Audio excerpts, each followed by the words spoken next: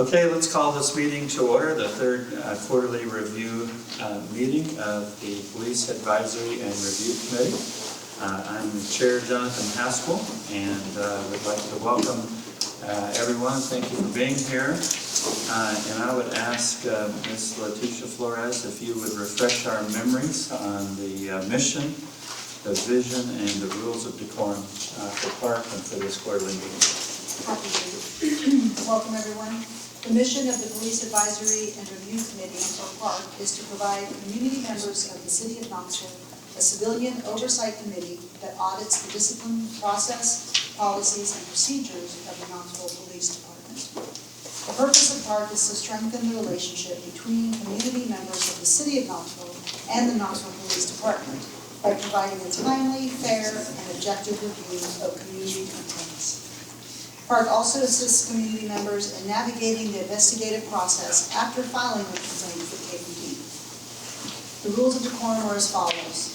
Those who wish to speak during public forum should sign up by contacting the Parc office ahead of time or by signing up in person prior to the start of the meeting at 6 p.m. All speakers will be given 5 minutes. Please do not use profanity and remember to stay on topic.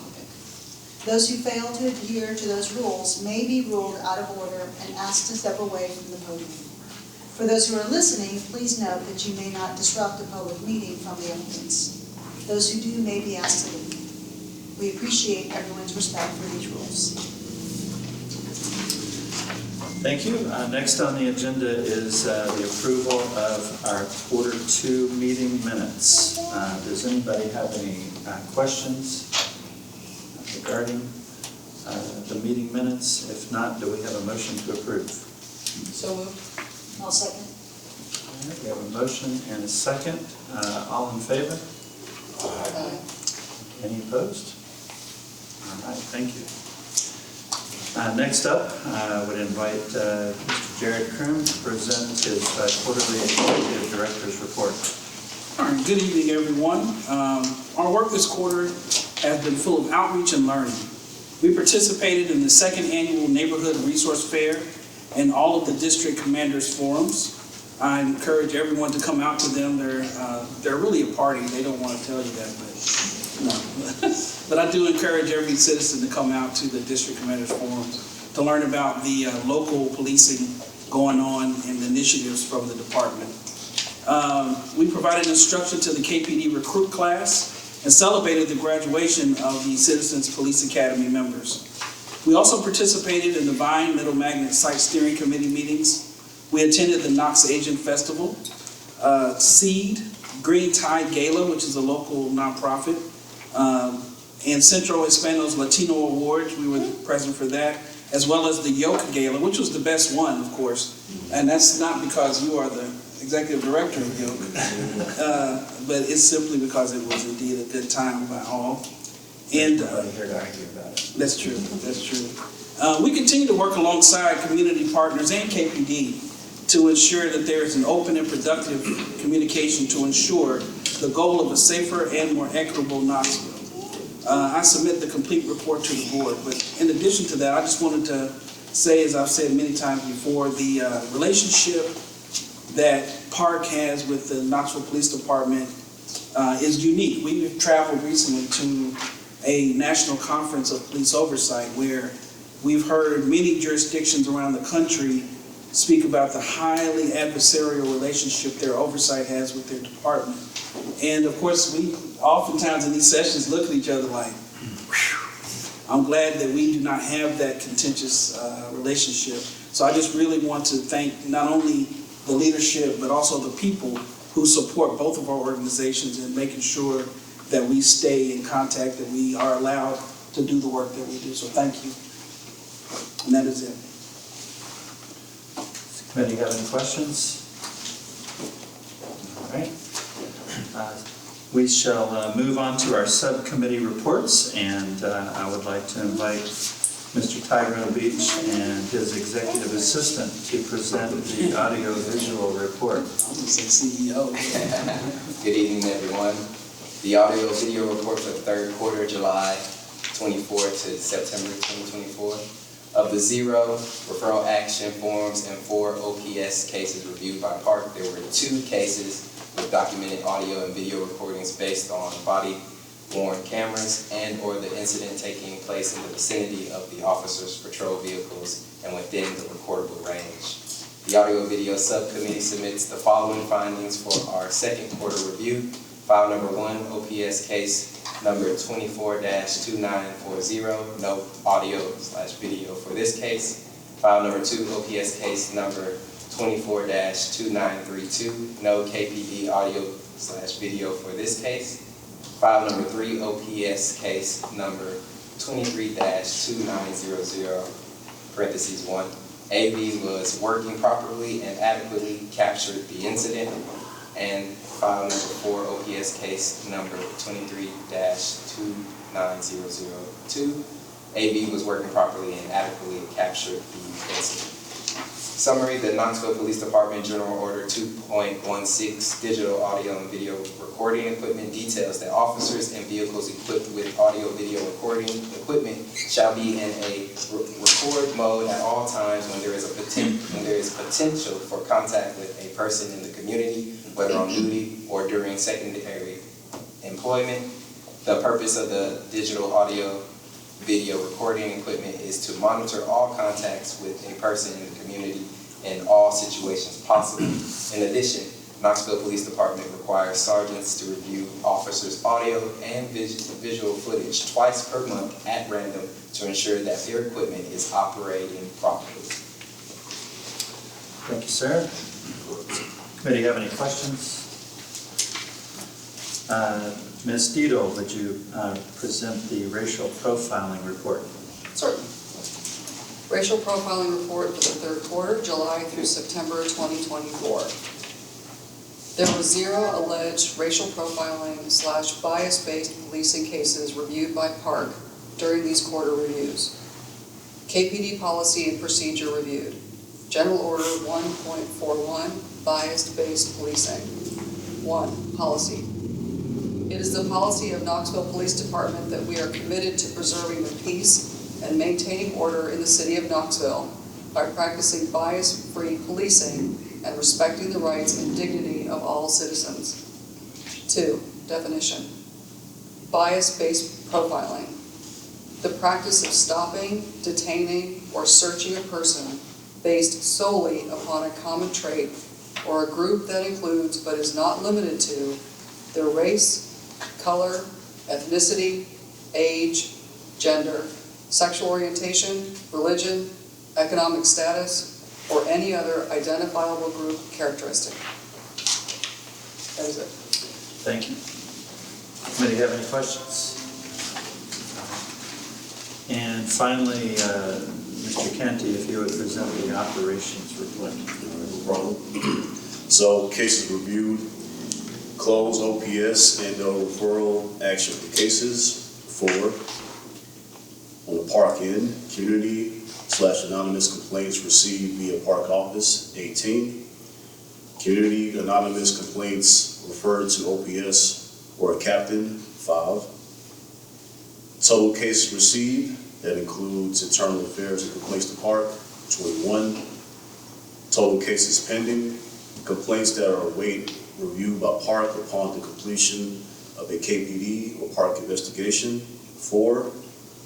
Total cases closed, overall number of cases reviewed and closed by Parc staff, 16. Next is resolution of community complaint cases. Parc staff, 9. KPD contacted the complaint, and the complaint decided to not move forward with the formal investigation, or KPD conducted the investigation and shared their findings with the complainant directly. 5. Mediation, Parc staff and KPD. Parc staff met with the complainant and KPD to provide mediation services to resolve issues and concerns. 0. Referrals to appropriate agencies. Parc office received a call or calls regarding issues involving other law enforcement departments. 5. Next will be the Parc year-to-year comparison operation report. So, total cases brought to Parc from September 22nd, 1998 to present. 4, January 1st, 23 to December 31st, 23, 2,803. And 4, January of this year, of course, going to December, would be 2,887. Total cases closed from September 22nd, 1988 to present. So like last year, 2,724. And year to date, it is 2,763. Case resolved by Parc office. Last year, 43. Year to right now, 69. Resolved by mediation between Parc office and KPD. 1 from last year, 0 as of right now. Resolved by KPD. Last year, 8. Year to date, 18. Referrals to appropriate agencies. Last year, 12. Year to date, 15. Total cases pending. Last year, 19. Year to date, also 19. Parc cases referred to OPS or captive for the year. Last year, 8. Year to date, 19. OPS cases reviewed by Parc staff and committee OPS. 30 last year, 14 year to date. Referral action forms, last year 0, year to date 0. And next will be the case review for the third quarter. OPS case. We're gonna have Josie help us Oh, with that, okay. so you Got it myself. completed your task. Appreciate it myself. Appreciate it. The melodious voice. Practice it. Does the committee have any questions regarding the operations report? If not, I would ask Josie if she would go ahead and update us on the case matters addressed by the committee this quarter. Sure, there are 4 cases before the committee in the Internal Affairs Unit case review. Part of the minutes and agenda, you will find those cases. The first one is 24-2940. There are 2 complaint types. One is Code of Conduct 1.04, conformance to laws, degree of severity A. The second is Code of Conduct 1.19, unbecoming conduct, degree of severity A. The OPS findings for the first one was first degree sustained, and the second one was also first degree sustained. The second case file is 24-2932. The first finding was Code of Conduct 1.04, conformance to laws, degree of severity A. The second was Code of Conduct 2.07, truthfulness, degree of severity A. The findings were for the first case, second degree not sustained, and also for the second finding, second degree not sustained. The third file was case 23-2900, and the finding or complaint types were first Code of Conduct 1.21, unsatisfactory performance, degree of severity B, and the finding first degree sustained. The second, or the next case, or 4, was also 23-2900. That's because there are 2 different officers, and we handle them by officer on our case review, although they're the same OPS case. And that is Code of Conduct 1.21, unsatisfactory performance, degree of severity B, and Code of Conduct 1.19, unbecoming conduct, degree of severity A. And the findings were both first degree sustained. There are some questions that were submitted along with the case evaluations with the committee, and I will read the questions and the answers submitted to us as follows. And these are for 23-2900. Why were the officers not checked or read the OP prior to entry? The response is, as explained throughout the OPS case summary, officers knew that an order of protection existed between the complainant and the person that was there. Specifically, paragraph 26 mentioned that the person that was there said he had been served with the order of protection. One of the primary issues with the officer's response to this call for service was their failure to review or attempt to review the order of protection in this case. One of the officers stated that he was at fault for not getting a copy of the order of protection, paragraph 58. The other officer stated that they should have reviewed the order of protection, paragraph 59. In summary, one of the primary failures of the officers on this call for service was not reviewing the order of protection in this case. The next question was looking for a trash bag through the homeowner's drawers an invasion of privacy or an unconstitutional search?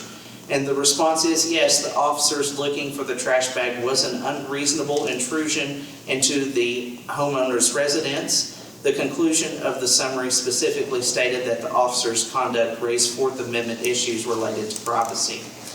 The third question was, why were the officers not charged or cited in violation for taking the homeowner's property, i.e. the trash bag? And the response is prosecutorial discretions are ultimately up to the Knox County District Attorney General's office. It is not believed that the complainant ever made any attempt to prosecute either officer. There was an additional question for the same case. Did officers express regret or apologize to the complainant and their mother directly? I imagine this incident would have felt like another invasion, and an apology would go a long ways towards rebuilding trust. And the response is, as noted in the summary, the officer apologized to the complainant and her family, paragraph 58. The other officer stated that in hindsight he had wished that he and the other officer had done more due diligence. He acknowledged making a mistake, paragraph 59. The bottom of page 10 explicitly states, it is important to note that both of the officers expressed regrets over the call for service. And that is the conclusion. Committee, have any other questions regarding this case? All right. Those are the only questions that were... Yes, that were all the questions. Okay, good. We will move on to committee business. Any business that we need to discuss? I have any additional questions? Okay. Next, we would invite our speaker, Emily Tucker from Safety City, to make a presentation to the committee. Thank you for being here. You're very welcome. Favorite thing to talk about.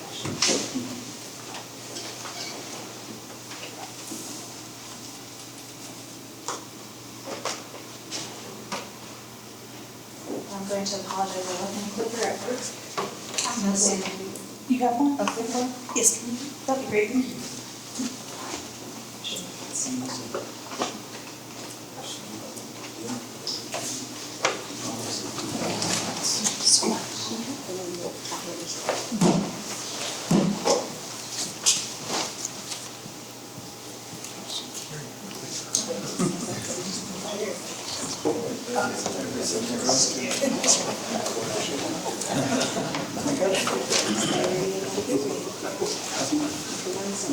All right. So, good evening. My name is Emily Tucker. I am a training specialist with the Knoxville Police Department, Safety City. Tonight, I'm going to do a brief overview of Safety City with our history, our current programming, and the impact it has on the community. So, just a little bit of history about Safety City. It was a concept that was brought back to Knoxville in the mid-'80s from a conference. When it came back to Knoxville, the city was like, yeah, that's a really good idea. Not sure if it's possible. So they did a feasibility plan. And once they found out it could be done, the chief of police at the time jumped on the idea and said, we're going to do this. So they met with community members, business leaders, teachers in the community to get them involved. So everything in our first phase, which is from Market Square forward, was completely donated. So materials, labor, expertise was all donated, including the land that it sits on. Safety City used to be a landfill in the area where people would dump their unwanted goods, and so we cleaned it up, turned it into this beautiful educational facility. We broke ground in 1998, and today Safety City, I believe, still stands as the biggest community service project in Knoxville. We opened our doors to the community in 2001 with our first field trips, and we've quickly kind of ran with it, and we've become the best field trip in Knoxville. We only do second grade field trips because it is a requirement as part of the Tennessee state standards for health and safety. So we're able to achieve that standard for those teachers. Looking at our programming, from August to May, we are open exclusively for second grade field trips. This is a very unique field trip because the kids get hands-on learning skills. We serve 46 out of the 48 elementary schools in Knox County, and that's just due to days available for Knox County students to come. It is a 4.5-hour field trip, so they're there all day long, and we are limited to the number of kids that can come per day, so we are able to average about 60. We also are available for out-of-county schools. We service 9 counties, public schools, and homeschool groups in the area. During the field trip, students get split into 2-hour blocks focusing on fire and traffic safety. Each skill set, we're focusing on those major ideas such as stop, drop, and roll, the importance of 911, what to do if their house is on fire, how to escape. For our traffic, we really focus on the importance of pedestrian safety, bicycle safety, and passenger safety. A lot of these kids are becoming more independent as second graders, whether they're walking to a friend's house or maybe riding their bike to an area store or library, so we want to make sure that they're being safe on the streets. With the help of chaperones, we're able to allow the kids to go out back to do the hands-on learning. So as you can see in our picture, one of our coveted activities is getting to drive, so they get to put their skills to the test and see if they are able to follow all the street signs and traffic signals in Safety City. During June and July, we open to the public, so the public can come out and use this kind of as a miniature park. Our kids are able to bring their bikes, scooters, non-motorized, or battery-powered cars, and ride around the city. All of these events are free to the public for them to come, so it's a very big hit. In addition to our public hours, we also have some special events available for the families as well. Our newest and probably most popular event is our Christmas in the City. During December, we deck the city with Christmas lights, over 10,000 in fact, and invite families from the Knoxville area to come and ride their bikes under the lights. This has become such a big hit. Last year, I believe we welcomed over 7,000 families and friends coming in to ride their bikes. Watching them just enjoy the Christmas spirit is a huge thing. Always a must-do at the holidays. We also offer an event in the summer to kind of kick off the summer public hours. During this event, we invite community groups to come in to kind of show off what they have going on as well. So we all know that Safety City has public hours, but we want to make sure that the families know what's also available in Knoxville. So we invite things like IMES, the Muse, Zoo to come out and really promote those summer activities to get the kids out and active in the community. So how does all of this kind of impact the city? Looking at our numbers, our field trips have grown. Before we were looking at close to 5,000 students coming. Now we're pushing up close to the 6. And that's due to the ability to expand the number of students we can have per day. We used to max it at 50. Now we've increased it to 60. We were also able to get different groups in that maybe didn't come before. This year alone, I do want to point out, as of yesterday, we're already sitting at over 1,700 visitors for this school year. For our public hours, again, our numbers are steadily increasing. I do want to note, about 2015, we were closed for renovation, so that's why we have that significant drop, and then again at COVID. With the introduction of social media, we've gone viral. So now not only are we seeing people from all over East Tennessee, we're also seeing people from across the states. So we've had people from California, even Canada, coming to Safety City, making the trip to Knoxville. To measure our programming, we have a system in place where we can gauge the kids' learning and their retention rates.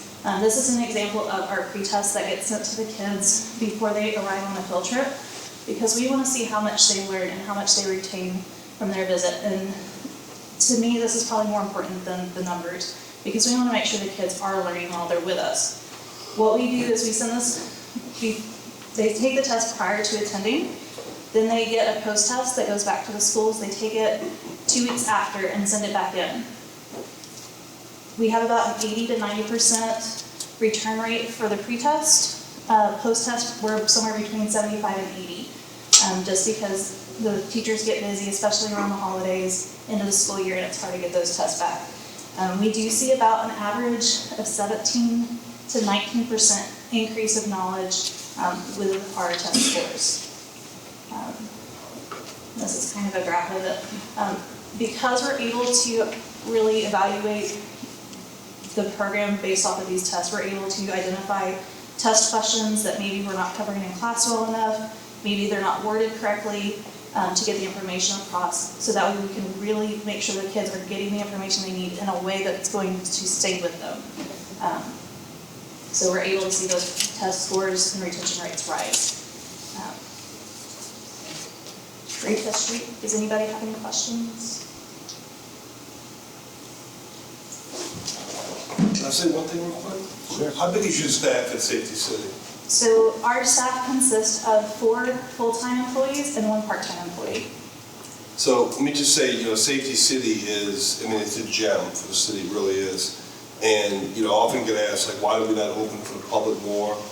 They work their tail off at Safety City, and they really do an amazing job, and I could not be prouder of them. And, I watch on days when they open to the public, and sometimes they get in there early in the morning, the kids, and they're not getting home until, well after, 9 o'clock at night. And they work really, really hard. And I could not be prouder of the work that you all do. So thank you for what you all do for this community. I have a question. Yes. Is Safety City a component of the police department? Yes, sir. We're part of their educational unit. And I know you have an Explorer program with the police department. Do you work with the Explorer program to do any sort of special, not training may be too strong a word, but So engagement? Yes, we do utilize the Explorer program. We also utilize the cadet program to get the kids out there to start interacting with the community. We feel that really starting with the youngest kids and building those positive relationships and those positive interactions is great. And it kind of allows the high schoolers and the college age students a chance to do that in an already established positive area. So they come out and help with special events during the summer, and sometimes we'll come out and do special trainings with some of our specialty departments, such as like search and rescue and areas like that. Thank you.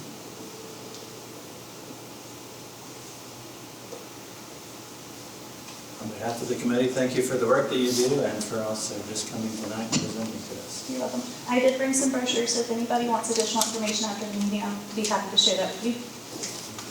Thank you.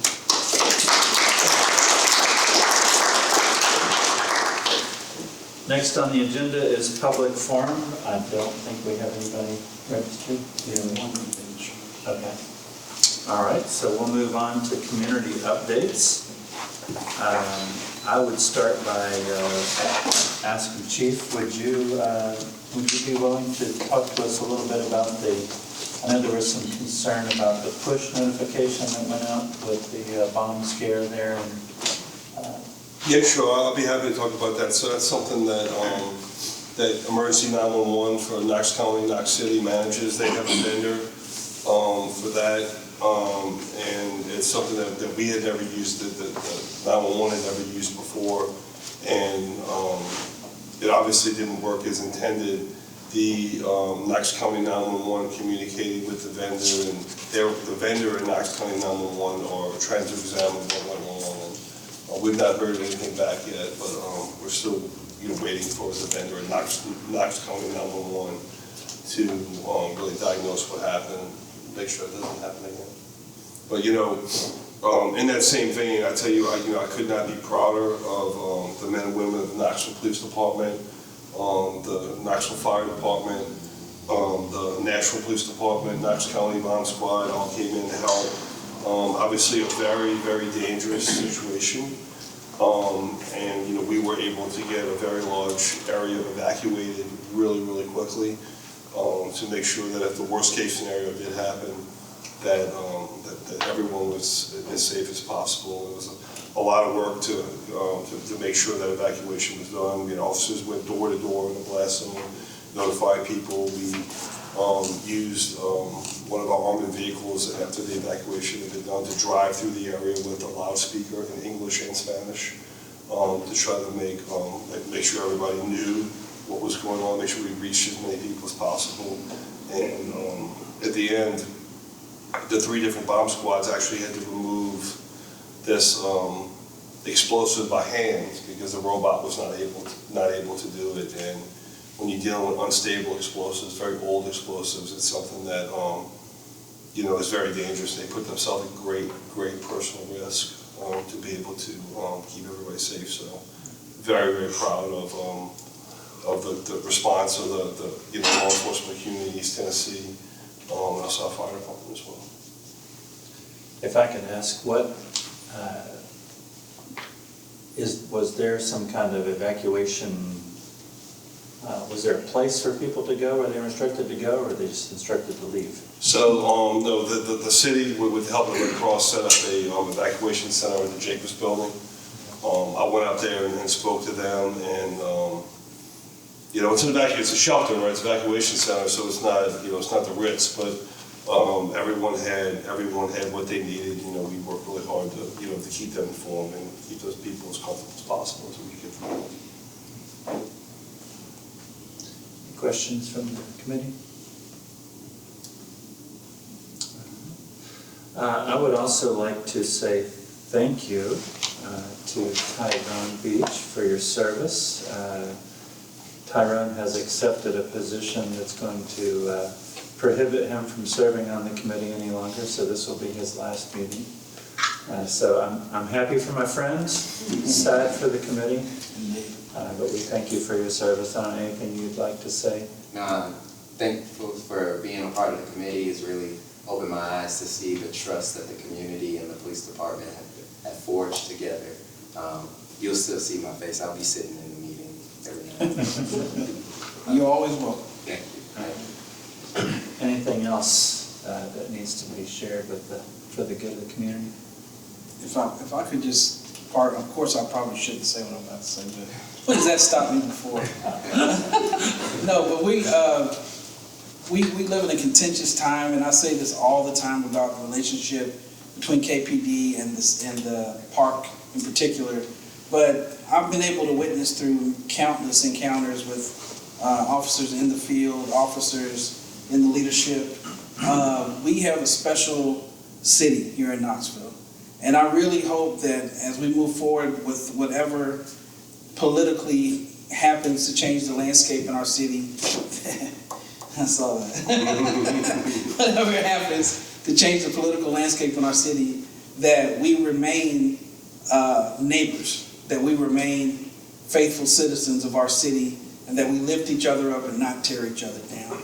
And that's just the parting sort of feeling I want to share with the people watching and the people here in this room as well. So that's all I got. Thank you. Well said. Well, if there's nothing else, we stand adjourned. Thank you.